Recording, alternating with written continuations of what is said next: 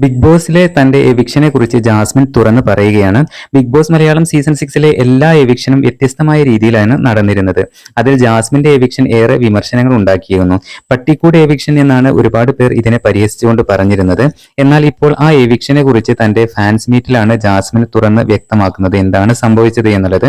Jasmine പറയുന്നത് ഇങ്ങനെ: പട്ടിക്കൂട് eviction എന്ന് കേട്ടിരുന്നു, ഞാൻ ആ വീഡിയോ കണ്ടിട്ടില്ല, അതിന്റെ കമന്റും വായിച്ചിട്ടില്ല. എന്റെ സമാധാനം കളയുന്ന കമന്റുകളൊക്കെ ഞാൻ എന്തിനു വായിക്കണം? പല്ലക്കിൽ എന്നെ കൊണ്ടുപോയി എന്ന നിലയിലാണ് ഞാൻ ആ എവിക്ഷനെ കാണുന്നത് എന്നും ജാസ്മിൻ പറയുന്നുണ്ട്.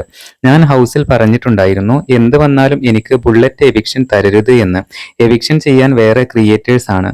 എന്തായാലും ആ എവിക്ഷനെ ഞാൻ ഒരു ഫണ്ണായിട്ടാണ് എടുത്തത് എന്നും ജാസ്മിൻ പറയുന്നുണ്ട്. അതുപോലെ തന്നെ അതിനെ ഞാനൊരു പല്ലക്ക് എവിക്ഷൻ ആയിട്ടാണ് കാണാൻ ആഗ്രഹിക്കുന്നത് എന്നും ജാസ്മിൻ പറയുന്നു. ഒരുപാട് വിമർശനങ്ങൾ ഉണ്ടാക്കിയ ഒരു എവിക്ഷൻ പ്രോസസ് ആയിരുന്നു അന്ന് ജാസ്മിന്റെ എവിക്ഷൻ എന്നുള്ളതാണ് പ്രേക്ഷകരുടെ അഭിപ്രായം.